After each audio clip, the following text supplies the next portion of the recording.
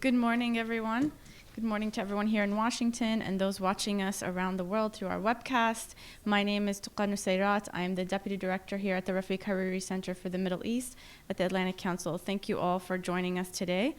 We're very excited to partner with the Arab Barometer today on the event, where we'll be discussing the results of public opinion survey data that Arab Barometer collected from Iraq, Lebanon, and Jordan. The Arab Barometer is a nonpartisan research network that provides insight into the social, political, and economic attitudes and values of ordinary citizens across the Arab world. So understanding the challenges and opportunities facing people in the region is really essential to our work. While security and geopolitical concerns are a priority, the economic and human development challenges are often overlooked.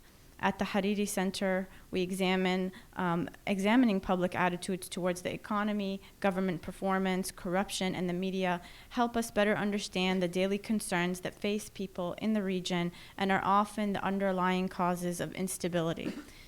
Today, we're going to hear from Dr. Mark Tesler and Dr. Catherine Thomas. They will give us a brief presentation on the data that Arab Barometer has collected, and then they will be joined by my colleagues Faisal Aitani and Abbas Kaldem for a discussion with our moderator, Vivian Salama. Before I turn the floor over to Dr. Tesler and Dr. Thomas, let me briefly introduce our speakers.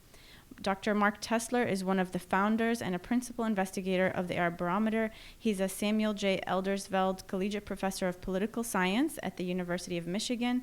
Professor Tesler helped to found and serve for 9 years as president of the American Institute for Maghreb Studies, working closely with its research facilities in Tunisia, Algeria, and Morocco. Dr. Catherine Thomas is a research associate with Arab Barometer. In collaboration with the director, she's responsible for the survey research design and management, as well as data processing, cleaning, and documentation. She previously worked at the University of London as a research associate in survey methodology with the European Social Survey and survey data. Dr. Abbas Kaldem leads the Atlantic Council's Iraq Initiative. He's an Iraq expert and the author of Reclaiming Iraq, the 1920 Revolution, and the Founding of the Modern State. Most recently, he was a senior foreign policy fellow at Johns Hopkins University's School of Advanced International Studies. And my colleague Faisal Aitani is a non-resident senior fellow with the Rafik Hariri Center, where he focuses on the Levant, the conflict in Syria, and its regional impact. He's also an adjunct professor of Middle East politics at George Washington University.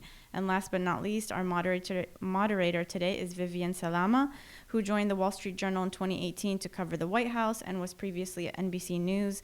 Vivian moved to Washington in 2016, having worked as a foreign correspondent for over a decade, reporting from more than 60 countries. She served as the AP's Baghdad bureau chief from 2014 to 2016 at the height of ISIS's blitzkrieg across Iraq and Syria. You can find all of their full detailed bios on our website. Without further ado, Dr. Kessler.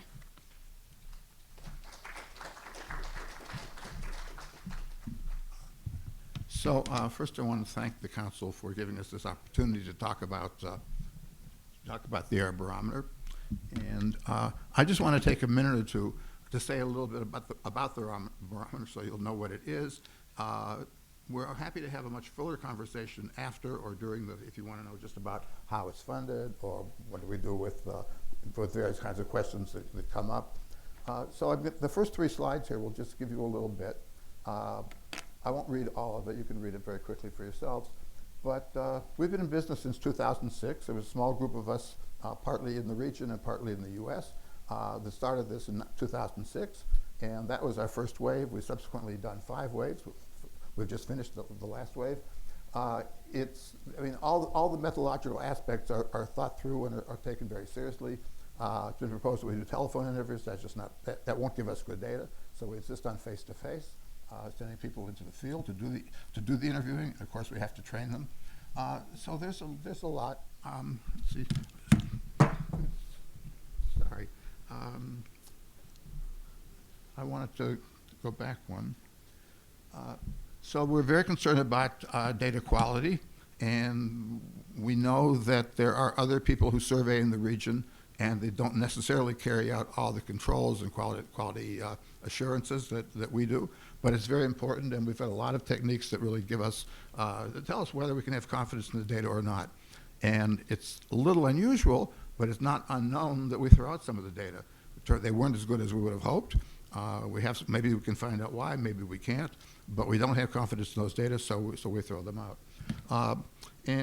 Just the last one here, there is two things I want to mention. One is there is this online analysis, so you can go to the Arab Barometer website and go to online analysis, and you can find out, you can see what the distribution of responses was, how many people agreed with something, how many people disagreed with it, for any question you want, for any country or countries you want, for any wave or all of the waves if you want. And you can also do some, not only just to find out what the response distribution was, but you can also do some analysis. You can compare men and women, older people and younger people. So you can do a lot just in an online way with the data we've made available. The data are also available as data, as raw data on our website. So if you have the interest in the methodology and the software, you should download the data, and you could begin to do a lot of things with them. We know they are downloaded scores of times, but that's the last point I want to make, that they're available. So again, thank you very much to the Council for giving us this opportunity, and if there are questions more about the data and how we collect them, we'd be happy to come back and talk about those too.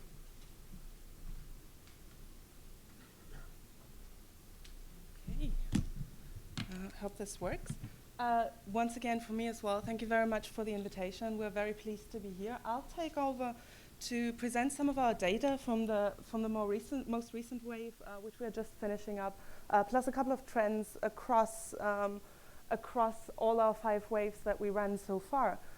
What you'll see today is basically a snapshot of what we have. We have a lot more, and I'll cover a little bit on what topics we also have in our survey. And if you have any questions, obviously feel free to ask once we get to the Q&A section of this presentation. So what we want to talk about, Mark and I wanted to talk about, are trends and patterns in social and political attitudes. So the first thing that I wanted to present to you is the key findings. So we start from the back, really, start with what we find. So some topics I wanted to cover is perceptions of the economy, perceptions of corruption. I want to talk a little bit about immigration and the desire to leave Jordan, to leave Lebanon, to leave Iraq. I want to talk a little bit about women's political and social rights. What do men and women think about women's rights? And talk about political Islam and religion, and then close with perceptions of the United States. What we do find, what you will see in the graphs that I'm going to present, is that Iraqis, Jordanians, and Lebanese, along with other MENA publics, are actually quite pessimistic about the current and the future economy. That's one key finding, and I'll show you some data about that. We do see that there's a massive gap between the perception of corruption, how corrupt is your country, and the perceived fight against corruption. Does government actually tackle corruption to some extent?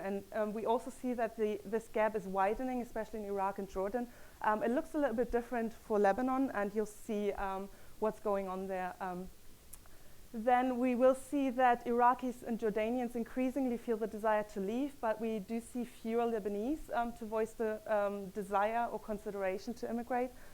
We also see an overall MENA trend here. We do see a discrepancy between women's political and social rights, but we also see that the Lebanese seem to be the most liberal or most progressive on both dimensions. What you may have gotten from the media in recent days, which used our data, is that we also see sort of a change in religion, on perceptions of religion. So what we observed in the latest wave is that there's a drop in the belief that religion is a private matter, but a slight increase in the thought that religious leaders in public office are good for the country. However, yet religious leaders are perceived as corrupt as non-religious leaders, so there's little link between the corruption links. And finally, in terms of the United States appear to be one of the less popular partners in international relations, and especially when we compare the United States to other large powers such as Russia, China, and European partners. So let me start talking about economic perceptions. What you see here, and everything should be color-coded, I hope that's correct. So here you see some pie charts. Later on you see color-coded country trend lines, and there's always a gray line for the MENA overall estimate, and then the same colors for each country that we look at. So what I wanted to point out here is basically what we asked respondents is, what is the primary challenge facing your country at this point in time? And what becomes really clear from these three pie charts is that the economy is one major concern.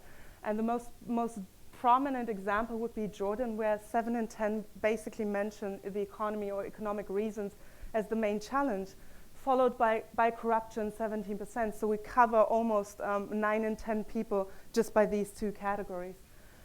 Moving to Lebanon, on your left, my right, we also see that the economy is one major concern. 45% mentioned the economy.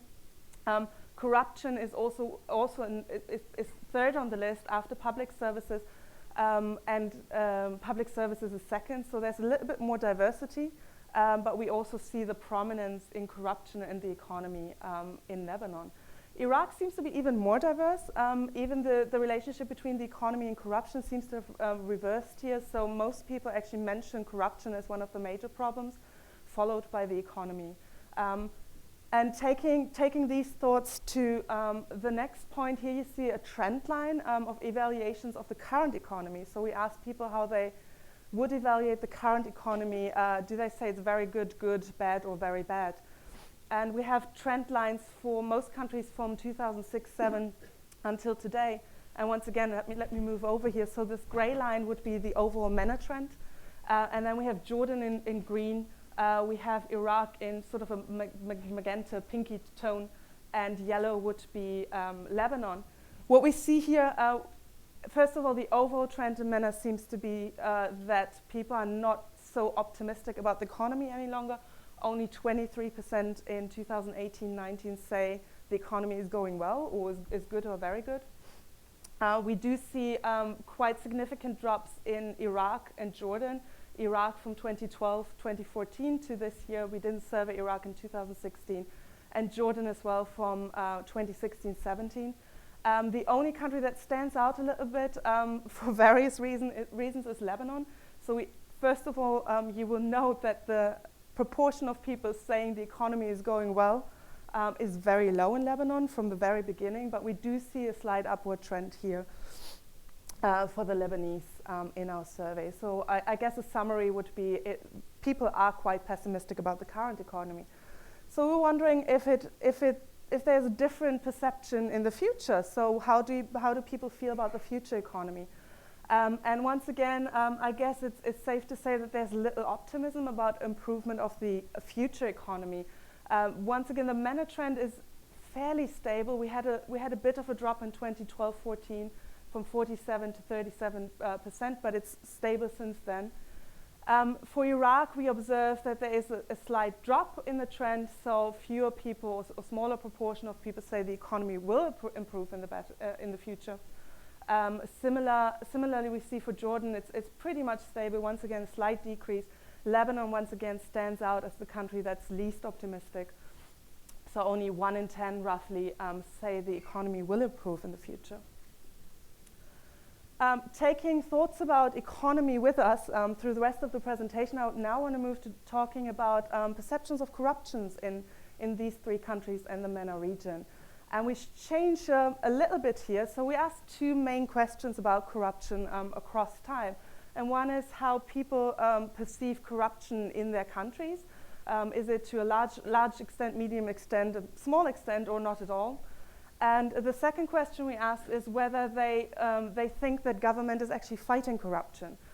So I plotted both of these here, and we see the first chart is for Iraq here.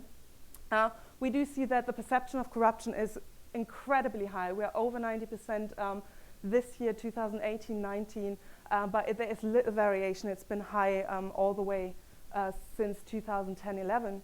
At the same time, we do see that the perception of the fight against corruption by the Iraqi government has increased a little bit to 2012 and 14, but it has fallen down. So we do see that the gap is widening in Iraq between perceived corruption and the belief that government fights corruption. Moving on to Jordan, we do actually see that there's a bit more of a drastic gap. It's widening a bit more than in Iraq. So first of all, the perception of corruption has been a little lower than in Iraq, and we see sort of an upward trend here, a little bit of a broken trend between 2012 and 2016, where we have a slight decrease from 81 to 79%, but it looks like there's somewhat an upward trend here in the perception of corruption.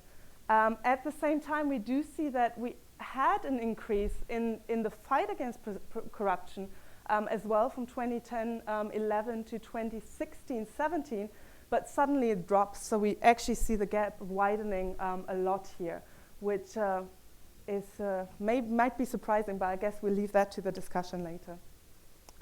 One country that stands out, and I had conversations with a Lebanese colleague about this, is Lebanon. And my colleague said to me, he's a native Lebanese person, and said, we are just all corrupt in Lebanon. That was basically what I got.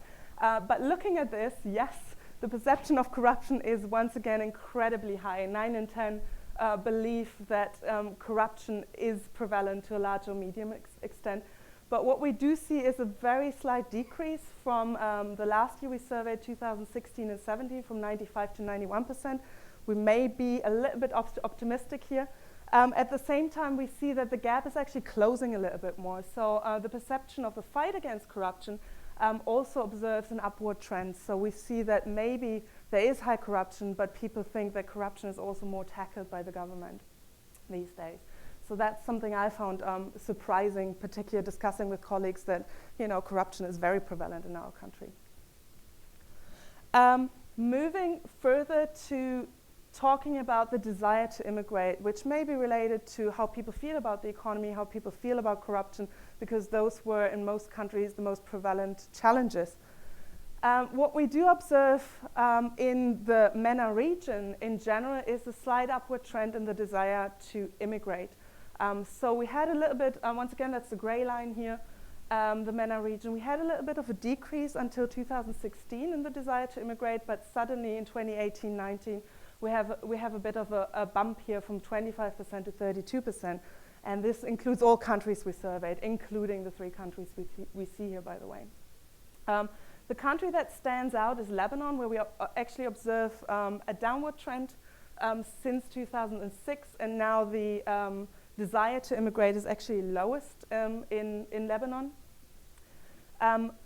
In Iraq and also in Jordan, in Iraq maybe not as steep increase in the desire to immigrate, but in Jordan we do actually see that the desire to immigrate doubled since 2016, or even a little bit more. The question is, why is this the case? And once again, I think this is open to discussion later on, but I do want to give some potential explanations that we see in the data. So first of all, looking at age and education, what we do observe is potentially a brain drain, in particular in Iraq and in Jordan. So in all 3 countries, I think actually this also holds for most other countries. We do see that the young people are much more likely to say, we want to leave. We also observe that people who have higher education as opposed to maximum secondary education are much more likely to say, we want to leave. So that suggests there are no opportunities and may be linked back to the lack of economic opportunities in the countries. Looking for the desire, the reasons for this desire to immigrate, it's a bit more diverse. I just pointed out to the top 3 categories that were mentioned. We asked this as a closed-ended question with various categories, but these were the most prominent ones. So the top 3 reasons for the desire to immigrate in Jordan and Lebanon are, first of all, economic reasons, so linking back to the economy, educational opportunities, which we predominantly, I think, see in the education gap between lower and better educated people, and corruption, once again, one main challenge in all countries. In Iraq, it's a little bit different and probably not surprising. Once again, it's economic reasons that's top of the list, followed by security reasons and political reasons, which I suppose, given the Iraqi politics and conflict, is not as surprising. For the first time, I believe, and Mark may correct me, we asked about whether or not people would also consider immigrating if they didn't have the legal papers to do so. And here, I think we do see some very interesting results. So in Iraq, 38%, so almost 4 in 10 people say that they would leave, even if they didn't have the papers, they would leave illegally. In Jordan, it's about half that, 18%. In Lebanon, only 12%. Also, the destination countries vary. There's always there has been a lot of panic about refugee crisis in 2015 that too many immigrants coming out of these countries and want to enter Europe, for example. What we actually see is that there's a lot of diversity in the destination countries as well, and I think this may have very important policy implications as well. What we observe in Lebanon is actually that about 39% are aiming for North America, and that includes Canada, not just the United States. 38% want to go to Europe, and then we've got 11% GCC, 11% all other countries, and about 4% would want to leave for another MENA country. In Jordan, we see it's once again the prime destination is North America and Canada, followed by, surprisingly, or maybe not surprisingly, the GCC countries, MENA countries, Europe, and then other countries. Whereas Iraqis seem to aim predominantly for another MENA country, for Europe, for another country, and only on fourth position to North America and then the GCC countries. Am I doing okay with time? Okay, great. Okay, so moving a little bit away from desires to immigrate, from economic perceptions and corruptions to a more political and cultural dimension, I wanted to talk a little bit more about the perception of women's rights in these 3 countries in the MENA region. One question we've asked frequently in our surveys is whether people would accept a female head of state. And what we see here is that there is a little bit variation across the region, but ranges around 60%. So 6 in 10 in the MENA region would support a female head of state. The most liberal country across time seems to be Lebanon, where we have very high acceptance of females in high political positions, aka head of state. We do see that Iraqis have become more liberal or more progressive. We surveyed Iraq in 2010-11. That's when we had the question. 44% said they would accept a female head of state. Now it's up to 67%, which is, I guess, a very positive development. And in Jordan, we do observe a slight decrease, though, from 66% to 60%. Yet, still majorities are very accept female heads of state.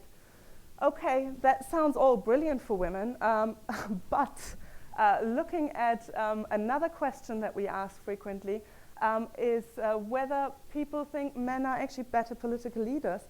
The picture looks a little bit different. Because we also observe that high proportions of people actually think men are better political leaders, although they might accept a woman as a head of state. This might be a bit contradictory to what we found in the previous chart. So overall, in the MENA region, the majority actually think that men are better political leaders. In 2019, 66% have said they strongly agree with this statement.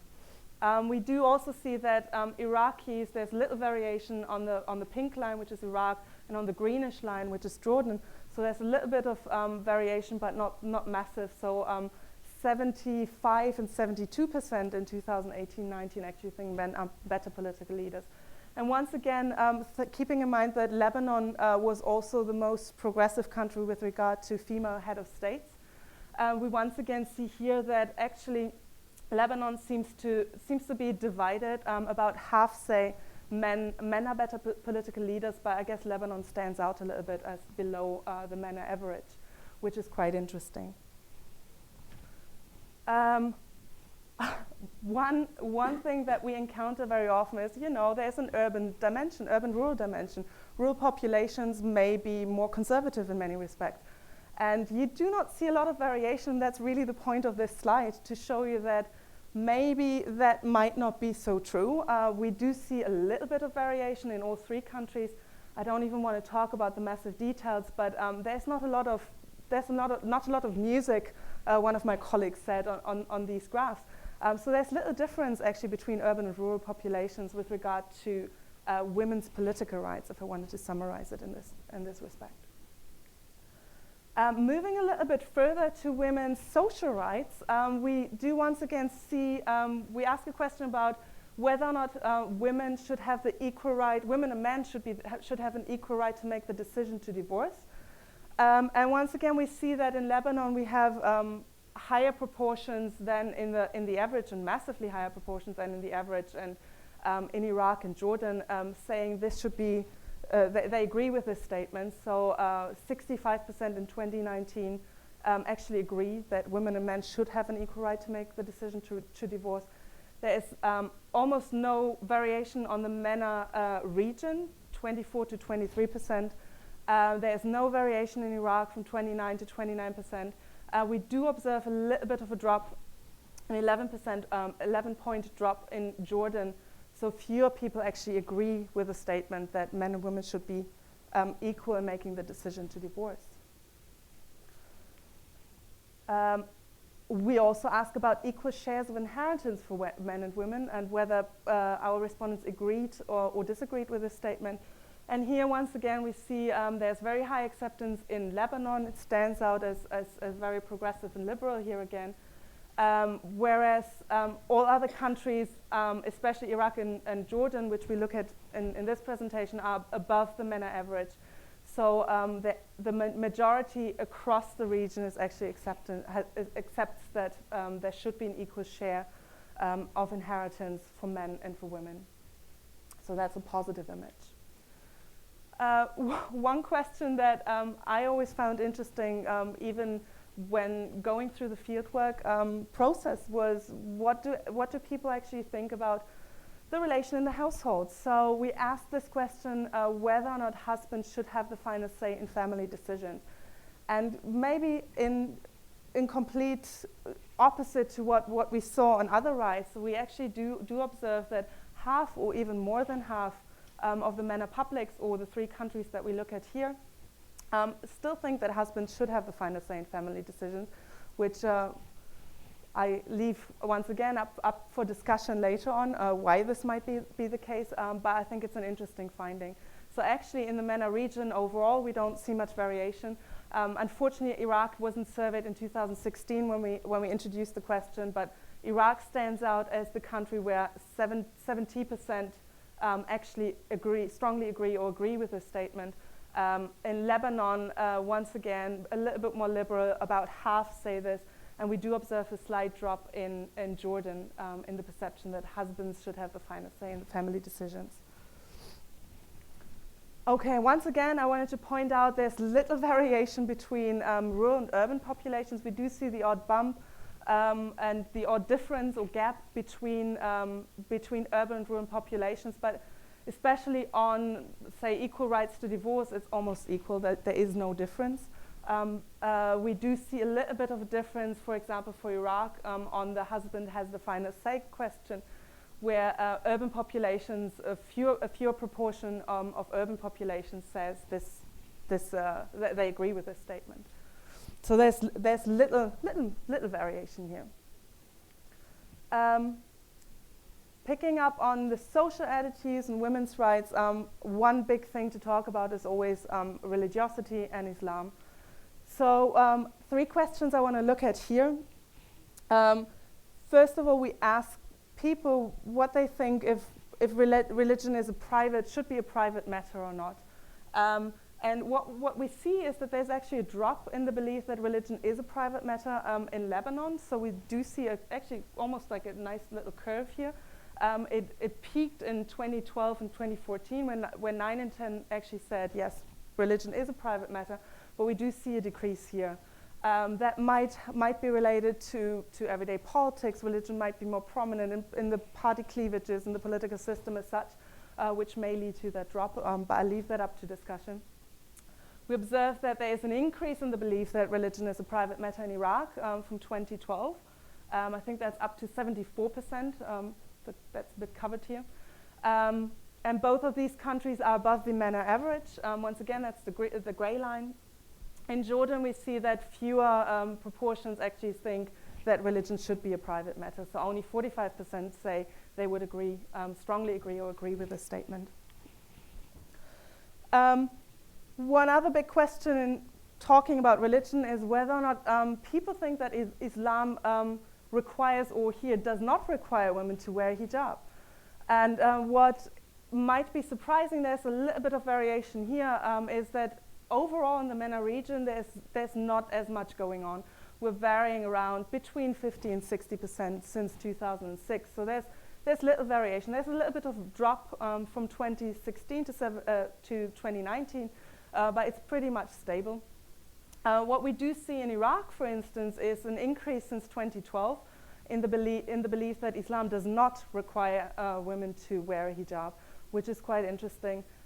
In Jordan, we have a slight drop, at least if we take the reference point 2012 and 2014, down from 61% down to 46%. But I guess the major drop we actually observe in Lebanon, and I'm really curious to go into discussions with the panel later on to see why this might be the case. And finally, the question about religious leaders in public office. So one statement question we inquired about is whether or not people think that the country, their country, is better off with religious leaders in public office. And what we do observe is actually that that few people agree with this statement. Well, 1/3 roughly agrees with this statement overall, 36% in the MENA region in 2019. Almost the same number in Iraq, and we observe a drop from 2010. And in Jordan, 37% believe this is the case. Once again, Lebanon stands out with very low proportions of agreement on this dimension. But we do observe that numbers almost doubled since 2012, a little bit more actually, from 7 to 16%. So there's an interesting trend to observe here as well. A similar question, and the question that relates back to corruption and that we introduced in this wave, is actually whether people believe religious leaders to be as corrupt as non-religious leaders. And I think that links up nicely to the previous slide. And what we do see is corruption is everywhere, and it also touches the religious dimension. Jordan stands out in this group of countries as the country in which 7 in 10 actually say yes, religious leaders are as corrupt as non-religious leaders, just followed by Iraq. In Lebanon, it's a little bit lower, but still all countries are above the MENA average, which is quite interesting. Okay, if I still have time, I'll talk a little bit about US relations. Wonderful. Okay, there's not much more here. Just a little bit on the United States and international relations and perceptions in the MENA region. So some things are fairly interesting. So here, what we ask about is actually the preference for strengthening international relations with the United States and also some other countries, but I'll focus on the United States here. And what we actually see is that there has been a little bit of a drop since 2016 overall in the MENA region, the gray line, from 45 to 38%. We do observe that in Iraq there has been almost no change, 35 to 35%. And Lebanon, we observed a drop already to 2016 and now a very slight increase to 38%. The country that stands out here is really Jordan, where we do see that more people prefer stronger US relations and the United States as a strong partner. I hope you can read this. Here is a little bit more by country where the United States here in orange stands in comparison to other countries. And we also asked this question about Qatar, how people feel about international relations with Qatar, with Turkey, Saudi, Russia, China, the United Kingdom, and Iran. And that's the order of Lebanon.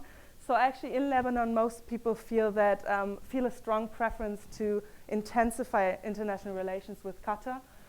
The United States is very much at the end of the list, just before the United Kingdom and Iran. In Jordan, we see that Turkey and Qatar are the most popular partners. And once again, the United States is at the bottom of the list, just before Russia and Iran.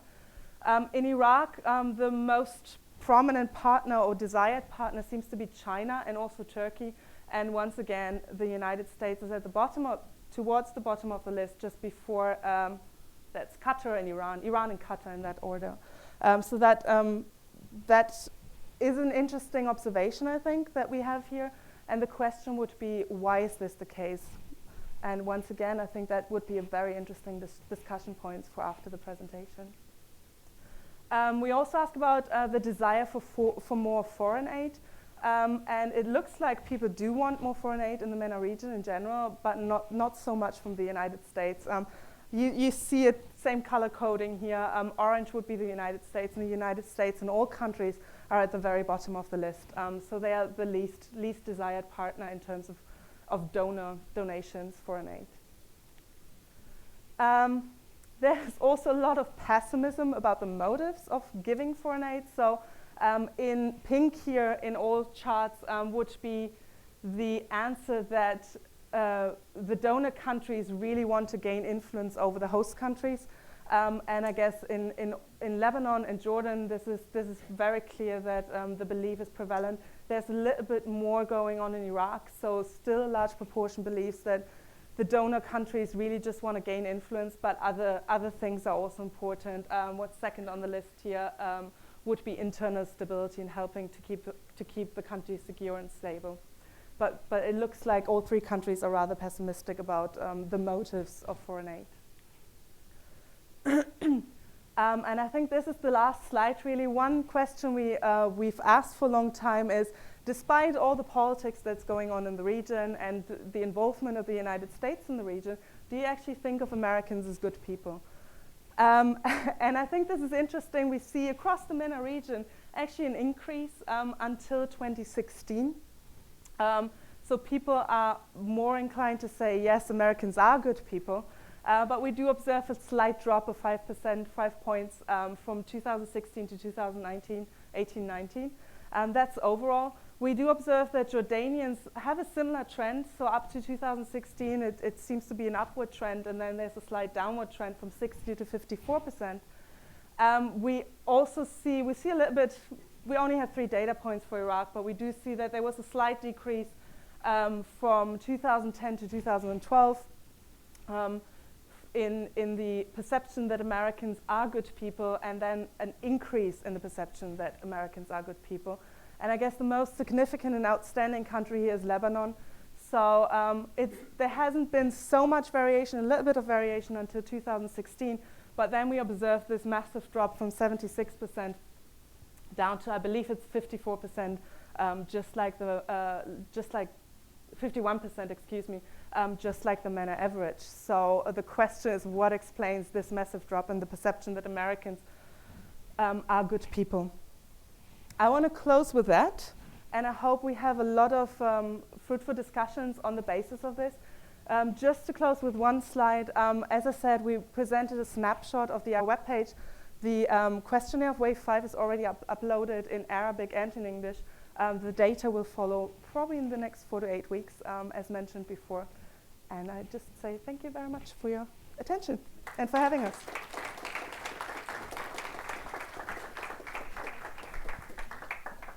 Are we staying there? No, I think you guys are with us. Yeah, you're with us. Please. Thank you. Is this thing on? I'm supposedly, there. Hi, everyone. So great to be with you all.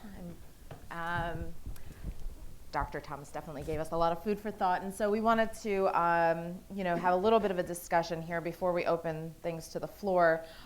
First, we'd love to hear. I was sitting next to Dr. Zitania and Kadam, and they were both kind of whispering to each other. I know they're probably excited to share their own reflections of this. So why don't we start with that, and then we can ask a few questions and go from there. Actually, we were just confused.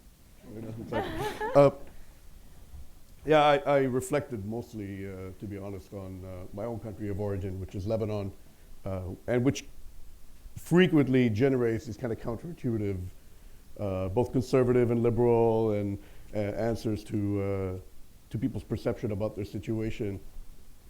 The first one struck me was the overwhelming anxiety about the economic situation, despite the fact that I think from a foreign relations point of view, Lebanon is often understood as a place where international relations stuff happens. There are wars, there are civil unrest, Hezbollah's there. I think, especially here in Washington, the Lebanon story sometimes gets distilled down to that as the thing that's preoccupying people's lives all the time. And therefore, there is a perception as well from a policy point of view that the Lebanese will do almost anything to rid themselves of that situation, whether it's the Hezbollah situation or the conflict with Israel or domestic politics. Actually, this isn't the case because a lot of these things have become normalized to people. Lebanon has been through a civil war, and then you could add a couple of decades of insecurity to it, such that actually they have these very much more mundane concerns.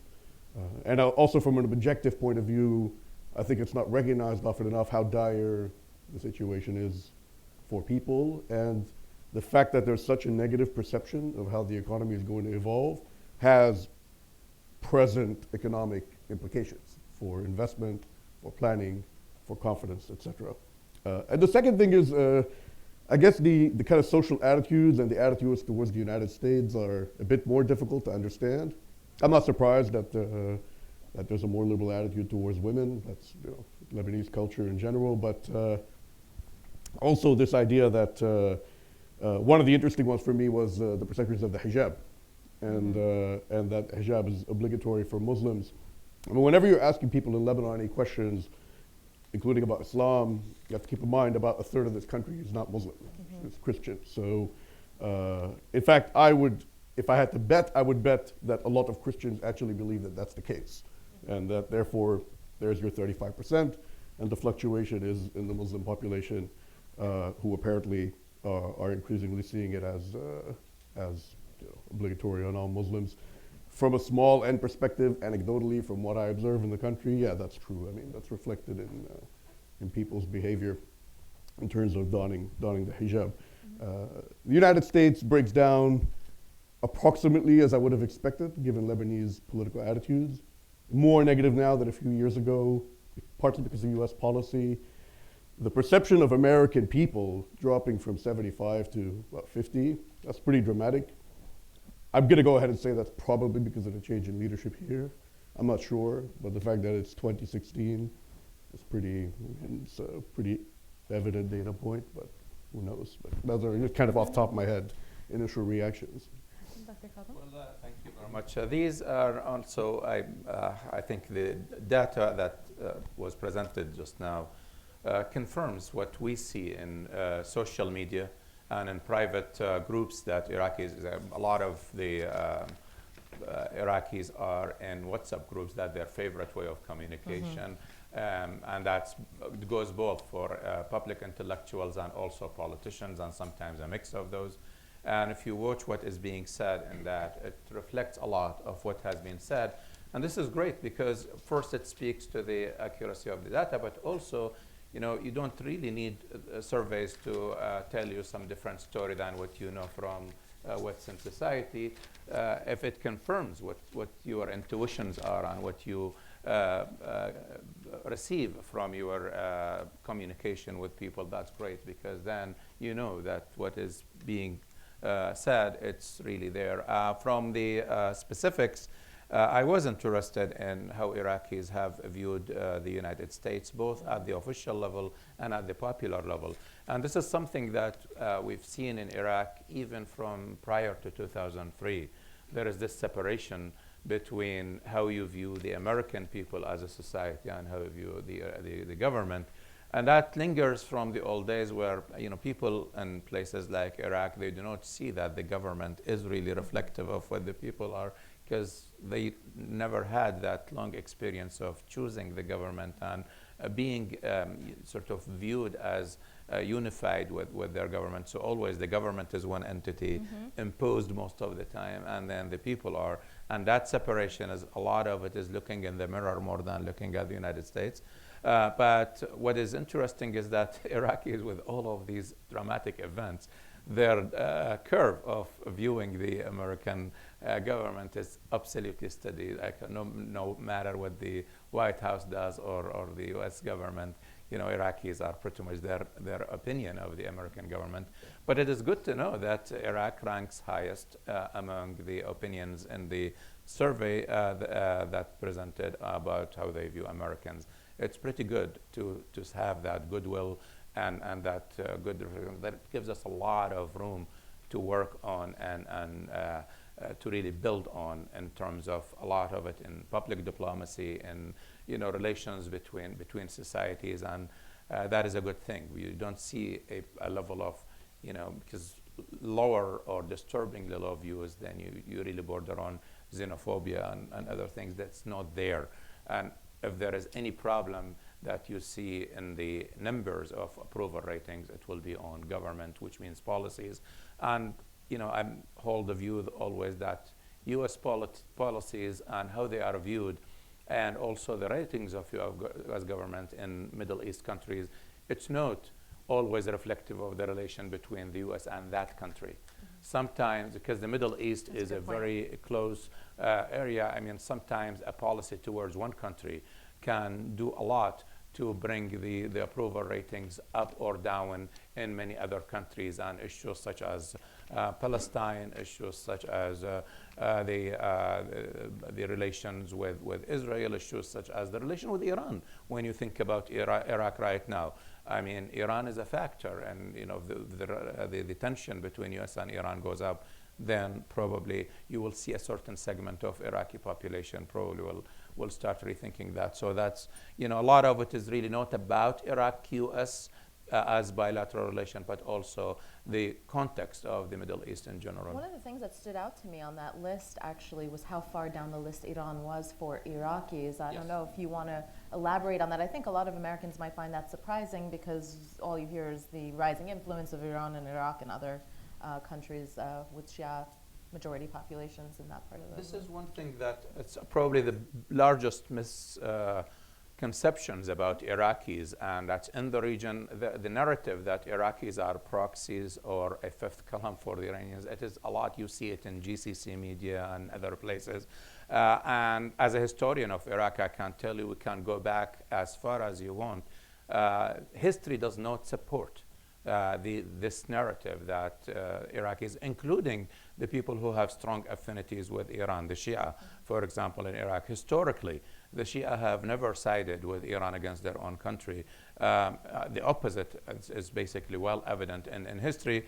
But again, sometimes you have this ascribed identity that is given to the Iraqis, and also the prevailing narrative that you see it overstated that Iraq is controlled by Iran.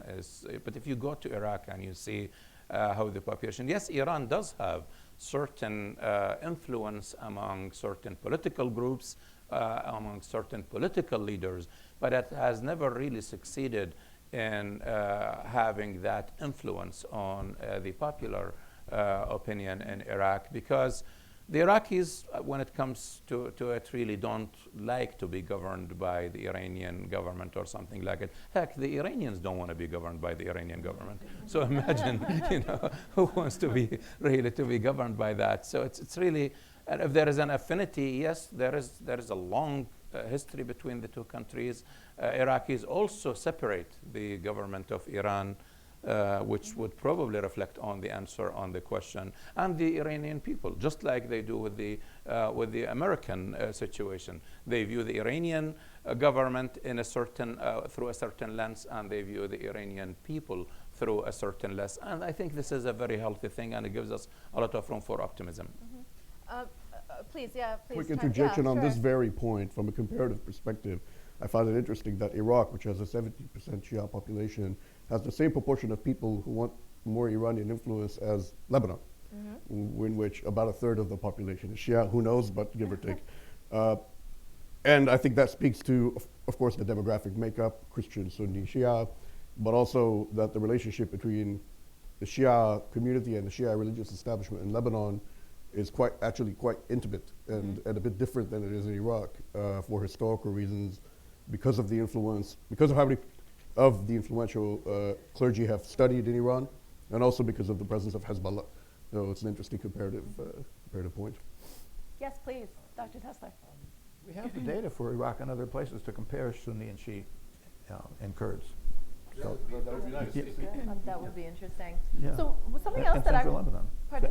Same for Lebanon, sorry. Oh, excellent. Yeah, that's excellent. Something else that stood out to me, if you can comment on it, Dr. Tesler and Thomas, especially, is you had the lack of education as one of the major concerns for Lebanon and Jordan, and it's a separate category from corruption. How much of it is tied in terms of the corruption issue versus other factors that make that such a big issue? I think that's a really good question, and it's the kind of question the data allow us to ask. We haven't maybe done the analysis specifically that way, and so we don't necessarily have an answer, but the point, and this will be often true, so at the beginning, you can look at the data online, or you can download the data, and you could do some interesting analysis to answer this question. And that's maybe the main point I would make. Okay. I don't know. We actually haven't done that analysis. So Yeah. that's kind of, I just second that.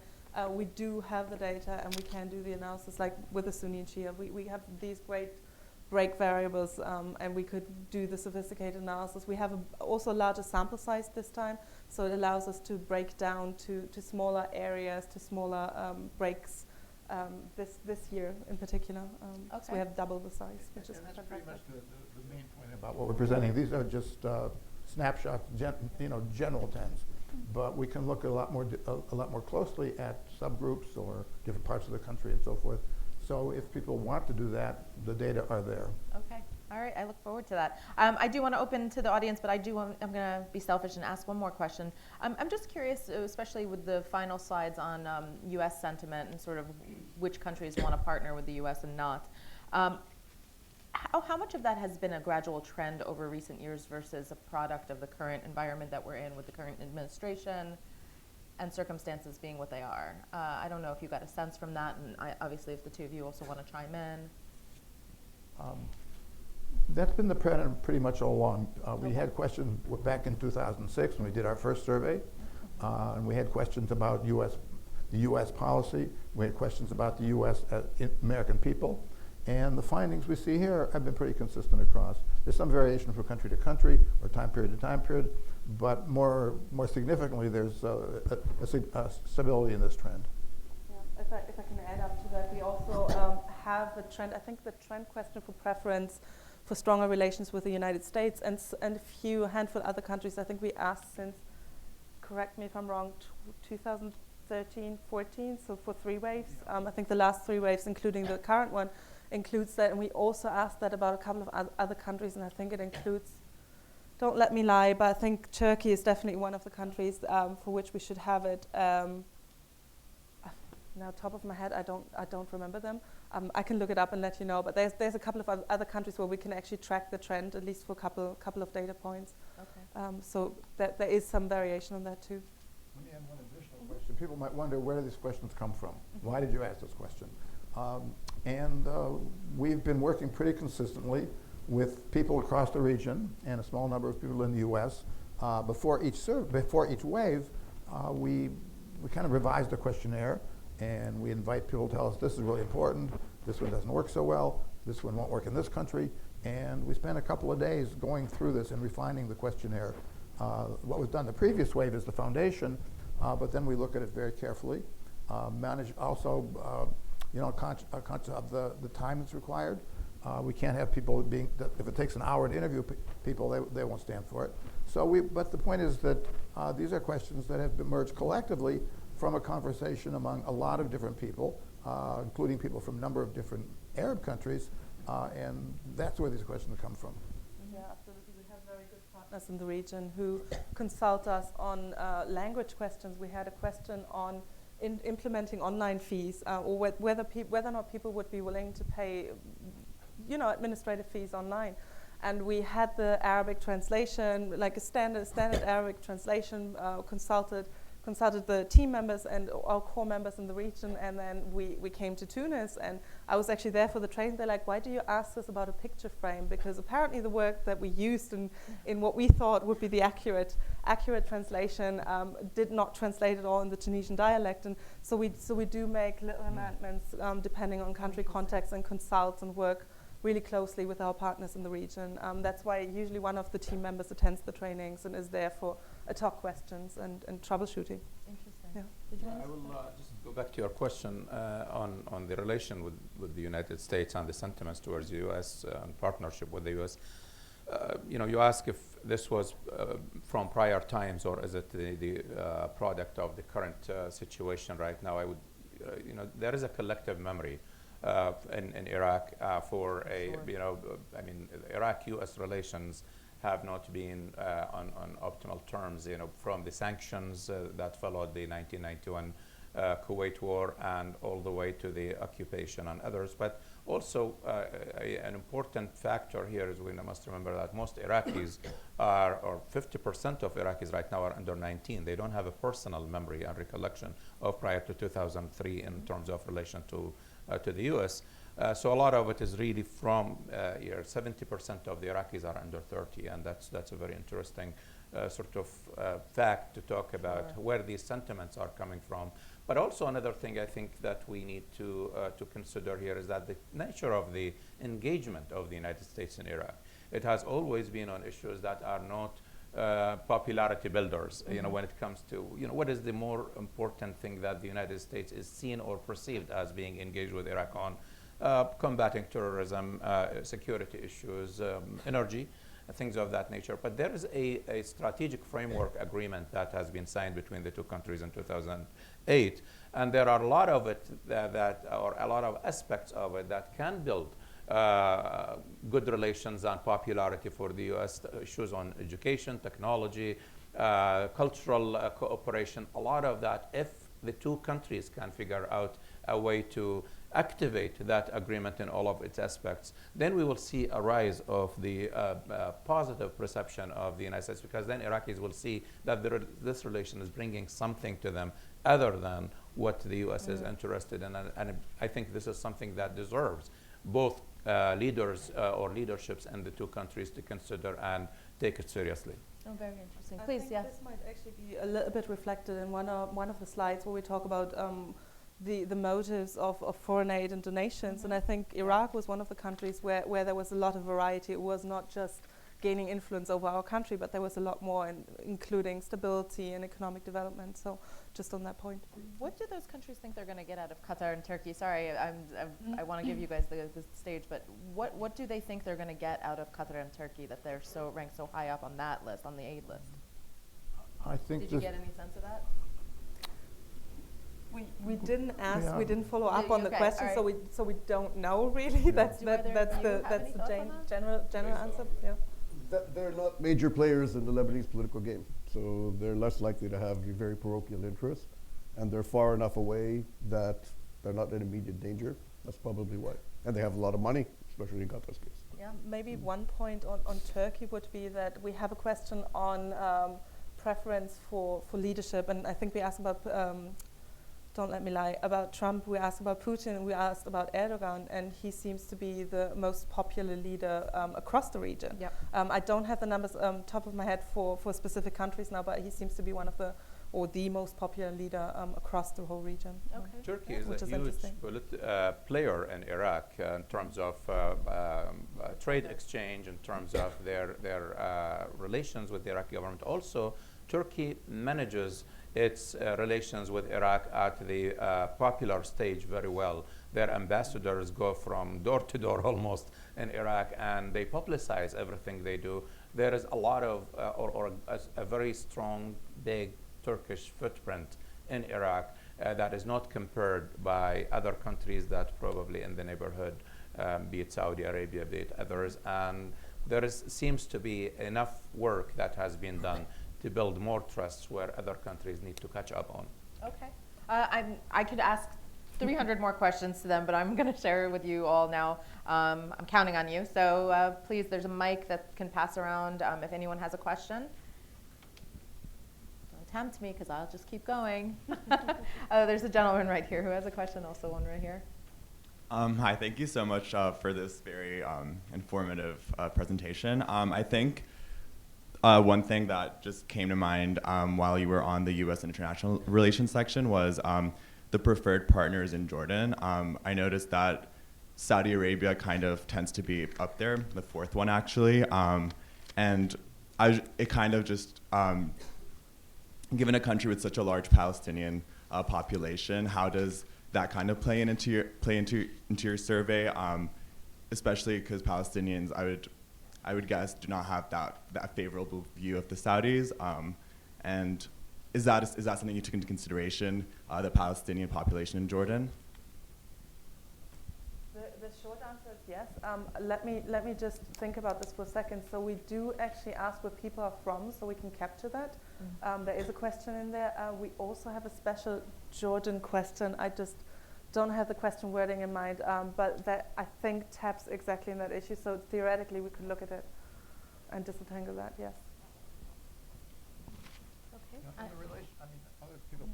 Other people can comment on this, but the relations between Jordan and Saudi are very strong, whether it's in terms of leaders or trade and so forth. So there's a connection there that's important. There's also the relations, if I were to comment on Iraq a little bit, the relations between Iraq and Saudi Arabia have opened up very well in the recent years since the government of Prime Minister Abadi, and they have been kept. There was a little setback after the last conference in Mecca over Iraqi not supporting the final communique, but it was contained. In general, there has been a lot of popular diplomacy, business diplomacy, and also government-to-government work. And we hope that this will continue to become a trend that Iraq sometimes is going to be having a hard time navigating its relations with Saudi and with Iran and others who have side issues that are not Iraq related, but the trend there is that people, you have to be with them or against them. And Iraq has adopted a policy of not being into alliances, neutrality. And it is not just an adopted policy, it's in the constitution of Iraq. It's just the last government and this one have acted on the constitution versus the previous.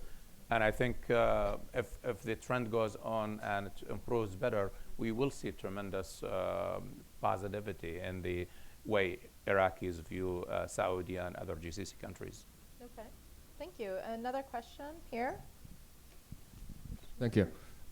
Two quick questions. First one, how did you pick these three countries to present on? Jordan, Lebanon, Iraq, and why not, I don't know, Egypt, Tunisia, Morocco? Second one, did you run into any trouble doing your point, knowing that several countries actually cannot be doing public opinion research? So. We were actually just talking about this before we started. Please. So for the first question, I think that was the council's decision. Let's talk about it from our side, because I was in the room when it happened. Well, one of the things is that we do have programs that deal with Iraq and also with the Levant, and that is one thing. Plus, I think we had to come to a choice of where our expertise is. Also, the data that is finished on certain countries. And we thought if we were to cluster, I mean, we cannot really have one panel for every other country, because initially we thought of having two panels, and one panel is to deal with a set of countries, another panel. And then we decided maybe the two panels will be hosted by different institutions. Ultimately, the data will be presented to the audience in totality. So it was really a matter of how much time you have and what countries that can go together logistically and also logically as well. And we thought Lebanon and Iraq and Jordan, there is, it's the geographical proximity, the nature of the relations between the countries, and it just made more sense to us to have these three countries rather than to expand it, unless you think you could sit here for 3 hours into two panels, and that would be, it would be wonderful, of course, but yeah, look forward to it.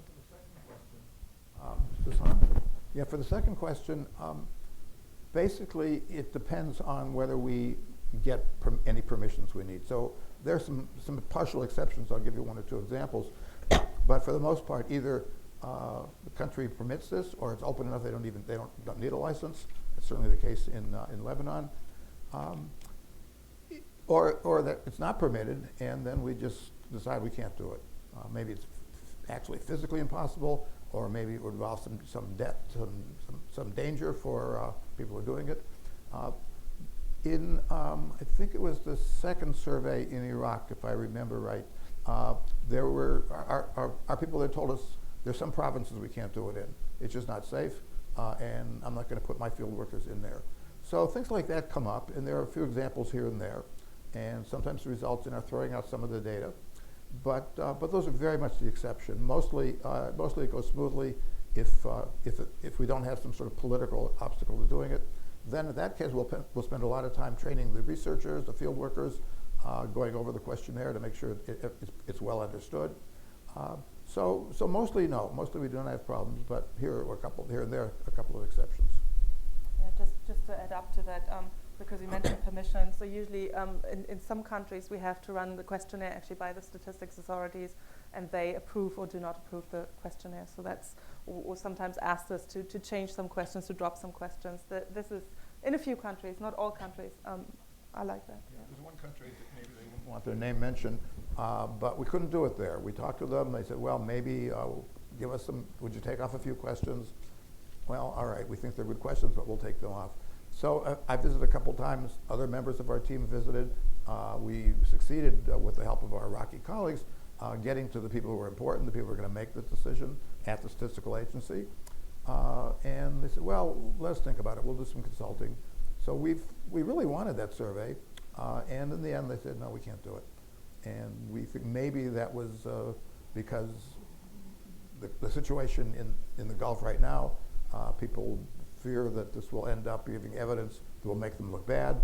I don't know for sure, but it's just a kind of an anecdote, but to say that although in most countries we've done it right along, it hasn't been a problem, but there are some where it has been, some come in and out. Tunisia came in and out. We couldn't do it earlier in Tunisia. After the Arab Spring, we could. So there's a lot of variation answering that question. Okay. Anyone else have questions? Woman in the middle, and also someone in the back. I can't see. My question is also I don't think your mic. There we go. okay, sorry.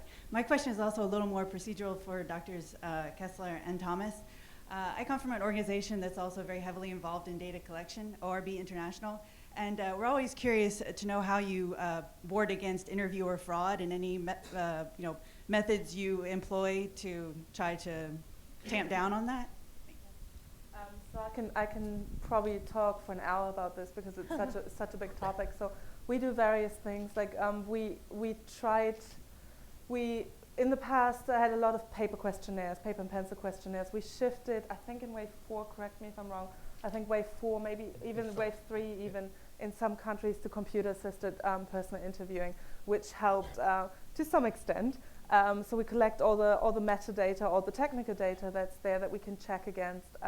In this wave, we almost exclusively did computer-assisted interviews, with the exception, I think, of Yemen, the Gaza Strip, and let me think, the Kurdish areas in Iraq, where we weren't allowed to use tablets. That's one thing. We do try to attend all interviewer briefings so that one of the core team is there to troubleshoot, to give answers, to say how to behave or how not to behave, what to do when X happens. So that's at training stage or briefing stage when we try to at least take a little bit of more control. I, for instance, have been attending trainings in Tunisia, and we had to, like the picture frame issue, we just ad hoc have to make decisions that may affect the country context. In terms of data cleaning or post-processing, we have a very we have established a habit and a procedure how we deal with this. So one thing that Michael Robbins, the director, is actually involved in, or has actually developed the algorithm for it, is something we call percent match. So we run the statistical procedure called percent match, which basically matches the matches each interview or each respondent against each respondent, and you get a score, a test score out of it, which would indicate how similar the interviews are, or the full interviews are. And we use that as an indication not to drop data per se, but to see if anything comes up as suspicious. So I guess the recommendation in the academic publication is something around 85% match would be a flag for maybe you want to check these interviews a little bit more. So we can actually look at the individual interview ID at the particular respondent and see what's going on here. So from there we would take it to looking at things such as when was the interview conducted, at what time of the day, is that any suspicious, how long was the interview, who was the interviewer, do we find any patterns within the particular interviewer that some of the interviews look odd. We started collecting in the computer-assisted interviews, we started collecting geo-coordinates, which sometimes fails, which would also be a good indicator of why did it fail if it's like one specific interview. Sometimes if there are other flags such as time of the day or things like that, we would actually put these geo-coordinates on the map and see, is it in the correct governorate, is it in the correct area, is there anything else suspicious around the area. If there's a shopping center around, we would inquire and ask our partners about it to make sure that this has actually been a correct interview in an eligible household and not just somewhere in a shopping center or shopping mall. What other things do we do? Time between interviews we check. So there's a variety of things we do check. We have tried to move to more automated systems. So once we get the data, we ask our partners to send data frequently so that we almost have a real-time check that we can do. So we have our research team has developed sort of an automated process that flags up some interviews or some specific characteristics such as the duration or the time between interviews or how many interviews an interviewer can actually conduct per day. So there's a variety of checks we do, and we do that for every country context and also more frequently, not just on the final data set. Mm-hmm. I'll give an example or two. I mean, the point of this is that we spend a lot of time trying to get the data to be good and then finding out whether we succeeded in doing that or not. We first learned about this matching when it turned out, as we were doing through our protocols and looking at the data, each person had another person with exactly the same characteristics, exactly the same attitudes. And we thought, probably, because it was paper and pencil at that time, we thought probably by mistake, they had a batch of surveys, they entered all the data in, and then by mistake they entered that same batch in again, and that's why they matched. And as we looked further and talked to people, it became clear that's not what it was. We had a group of most of the interviewers conducted an interview and then made up another one like that, and try to get paid for doing two of them, even though they only did one. That's come up not all the time, but a few times when we've had to throw out the data. And for some of the surveys that others do, I don't think it's your firm, we've actually run this percent match on some other people's data as well. And it hasn't always been as high as it should be. We'll kind of leave it at that. One other example, just to give you a sense of kind of what we're all about, in Morocco, where we have good partners, there was all the responses of the interviews done by one particular interviewer in a particular region. He was assigned to that region, that's where he's from. Everybody had the highest possible support for political Islam on every question, whether it's better for our country if we have more people who are, more of our leaders are religious, and 6 or 7 other questions. So we asked the people who are running the firm and who are responsible for managing this interview. He said, well, yeah, but he is very religious, but no, he just would never do that. I really know this person, he would never do it.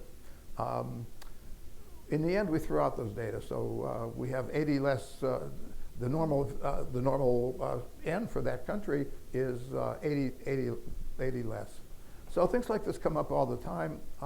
We have, as Kat was saying, a very elaborate and effort to kind of make sure that they are good. And we like to talk about this because we think others should do it as well. And we worry that We haven't succeeded 100%, of course, but that we really pay attention to this, and we want others to do that as well, so that surveys in Arab countries will be understood to be credible. Just to add up, because I think we should also give our regional partners credit to this. What we've done, and I can speak for this way because I've done it basically, is that they take the lead on things as well. So usually if we encounter anything that we find suspicious, interviews at 2 a.m. in the morning, for instance, and why is this the case? How can anyone interview someone at 2 a.m. in the morning? I would record the interview. I would send the IDs back to our partners. They would inquire with the field workers and get back to us and validate these interviews. So there are various other checks, and they play a very significant role in that. So we work really closely with them, and I think they deserve the credit for sure. And this is part of our structure. There are these hubs for each region. So in North Africa, the hub is an institution in Tunis. But they will be in touch with, provide a certain amount of oversight for the people in Morocco and the people in Algeria and the people in Libya. Often even sending people there to help with the training. So that's part of the structure as well. Okay. Thank you for that. That's fascinating. We have time for about 1 or 2 more questions. I see a couple of hands in the back, so first come, first serve. I think that the gentleman in the corner had his hand up before, so yep, thanks. I had Your one mic question. is not on. Oh. Is Now I working? hear you. Okay, sweet. So thank you again so much. I had one question concerning the growing pessimism of international donors within the area. Specifically whether or not it wasn't taken from so much of a general level in their perceptions of various countries trying to invest in a region, but if it was taken down to maybe a more country level. And if so, whether or not that sort of echoed the emerging trends with regards to perceptions of international relations with, for example, the United States and China and Turkey. I can give a data-driven answer to that. Like I guess across the region, I guess there's a twofold answer really. On the one hand, I think we do see that people still want donations. They want foreign aid. It just happens to be in these 3 countries that the US is not the most popular partner here. And what we also observe, I guess, across the region, and Iraq, I think, is one of the countries that stands out, the reasons for donating. And I think it's predominantly gaining influence, but that doesn't necessarily mean we don't want your money. It basically just means, okay, we suspect you want to gain influence over our country. So I think there's a bit of a twofold answer to that. But I do think, I don't have the numbers top of my head, but I do think that's a pattern we observe across countries, across the region, in most countries. On a number of occasions, in one country or another in the region, I've been told by somebody, when you go back, give my love to the American people and tell your president to go to hell. And I don't know if that's, I've heard that more than once, more than twice, pretty much the same way, so maybe this is floating around and people just picking up on it. But on China, basically also China focuses on mostly on commerce, on trade and other things, and doesn't get involved a lot in politics. So that does not hurt its image as much as countries that do focus on the Middle East and engage in military, political, and economic ways. And that's important. And also, let's remember that there is a growing partnership effort between the Iraqi entrepreneurs and China, because that's where they go and work on their imports, and that's, even at private businesses, if you want to open a company in Iraq to bring anything and sell it in Iraq, you go to China because of the competitive prices, etc. So, and China is heavily invested in many areas, including the Middle East now, not just in Iraq, but also their work with Kuwait now and their work with other countries in the region. And if you don't involve yourselves at a political level, you just focus on the economy and economic issues, you get better or more positive perceptions in that sense. Thanks for that. Why don't we cluster the 2 last questions so that everybody gets a shot? I know there's a gentleman and a lady who had their hands up. Yes, the 2 of them. Can we just, why don't you both ask your questions, and then we'll try to get them answered with the time we have left. Okay, so I wanted to pick up on on the immigration issue, and we were talking about the destinations of interest, and we saw some of the sort of the push factors, but I was wondering, especially perhaps for Iraq, about the sort of pull factors and what the sort of how those have, in your opinion, changed in the past years. I mean, Europe was now on second place and other MENA countries were in first place. How much is that due to sort of, is it pull factors in those areas, and how much has sort of, for example, the European political climate and opinion climate influenced perhaps people's reasons to come or not to come to Europe? Okay, hold that thought maybe, and we'll have the gentleman just ask his question so that we can have the floor for the rest of the time. Yeah, hi. My question is about civil marriages. Did your interviews cover any aspect in that area? I know in Lebanon they're setting up chapels in Cyprus for people who want to get married. What's your progress in these countries? Did you cover any of that? All right. Do you all want to maybe answer the first or second question in whatever order you decide? Do you want to address the? Yeah, I mean, on the first question, I think Lebanon, it was pretty much mapped out as one would expect in North America and Europe. But the second question, yeah, this is something that at the kind of grassroots level, really, forget about society, just a lot of people are in favor of doing this. A lot of people find it silly that you have to go to Cyprus to get married and come back and then exist within the same Lebanese legal system anyway. Just FYI, if you don't know, Lebanon's legal system is bifurcated into a criminal law and this is a civil law that governs, how you get married, how you get divorced, inheritance and stuff. And that latter one is under the basically religious courts of whatever sect you're born into. So people therefore cannot get married outside it in a civil marriage sense. Some people are doing it and finding loopholes through the legal system. The main problem is this, is that the religious authorities in the country have an enormous amount of, conviction, but also power and authority vested in making sure this space doesn't grow in Lebanon, because it's completely out of their control.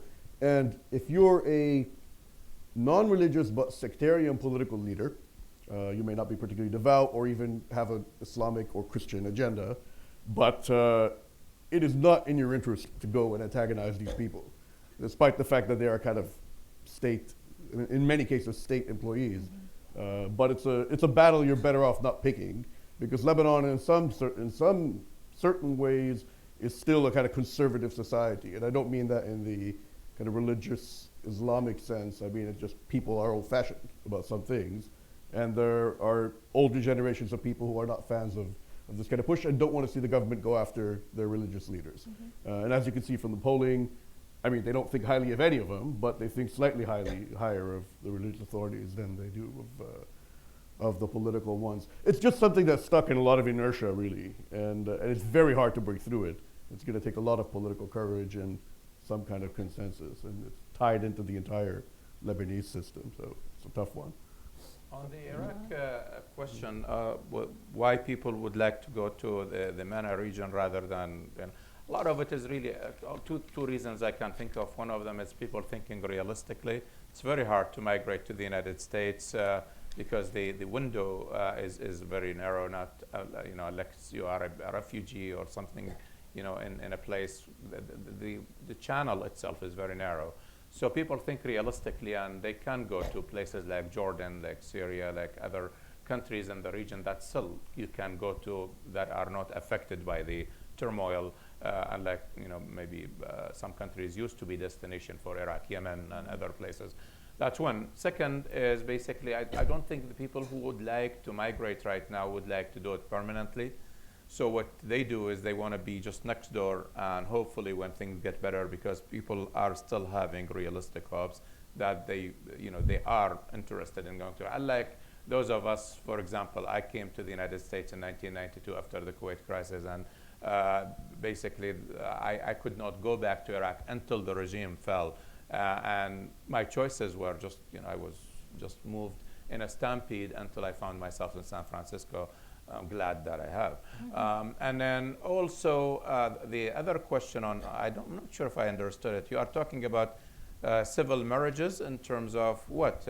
Marriages between different ethnic groups, religious groups, or What kind of civil marriages are you talking? Outside the religious courts. This is not an issue in Iraq, by the way. The Iraqi civil status laws, when it comes to marriage, there are only few restrictions, if any, in terms of this.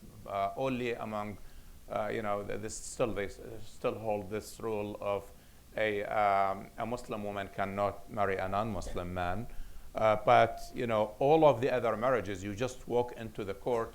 In fact, you can't not. We don't have marriage that is religious-based marriage. Every marriage has to be registered in the court, which is at the state system. So it's non-issue in Iraq, to be honest. You could, cross-ethnic, cross-sectarian marriage within the same religion, and also, Muslim men marrying Christian women is not an issue at all. And you just walk into the court, and it's accepted socially and accepted also legally. And in fact, the numbers are completely counterintuitive. If you look at the Ministry of Justice in Iraq, even in 2013 and 2012, when there was a lot of speaking about tensions, 1 in 5 marriages in mixed cities have been Shia-Sunni marriages, which is, you think people are at each other's throat. But in fact, there was even an increase, not a decrease, in intersectarian marriage, because it hasn't been an issue at the time. So it's less in Iraq than in other countries that institute some kind of a religious confessional system. Either of you want to get the last word? We don't have a question on civil marriage, but we do have a lot of questions about what Islam permits or encourages or requires. In general, the majority have a more liberal interpretation. That the question about hijab was like that. People were, respondents were told a little bit of information about how much variation there is in the way people interpret the religion, including religious scholars don't always agree on some of these issues. And then we asked the question, so here's an issue, regardless of your personal feelings, do you think this is permitted or not permitted in Islam? So we have, that's one example among many. So we can do a pretty good job of saying to what extent do individuals or people in a country have a more liberal interpretation or a more conservative interpretation, and are likely to think that, there's no reason not to have civil marriage, or no, there can't be, it has to be an Islamic marriage. Maybe one note on that. It's interesting, I actually had to think about that question a little bit more, and Mark just answered, we didn't have a question, but I distinctly remember that our native Lebanese colleague who we worked on the questionnaire with closely actually brought the issue up. So we had a conversation of including questions on civil marriage to the questionnaire, but at that point it was, for this wave, it was too late. So I wouldn't be surprised if it's an opportunity for the next one, and we might include it in the next survey. Also, one thing about Iraq, Iraq was one of the earliest countries in the region that instituted a more of a non-religious civil status law. In 1959 was one of the most progressive laws, and it is one of the greatest accomplishments of the Iraqi Republic since its establishment in 1958. And there have been several attempts to revise it and inject more religiosity in it. All of them failed, and people are still trying to sort of make religious. But it's right now, as Iraq stands, every single marriage has to be in the court. There is no religious marriage allowed as separate marriage. I don't know about you all, but I learned a ton today. Please join me in thanking Drs. Tesler, Thomas, Aitani, and Kadhim. Thank you. Really great conversation. Thank you, everyone. Thanks for joining.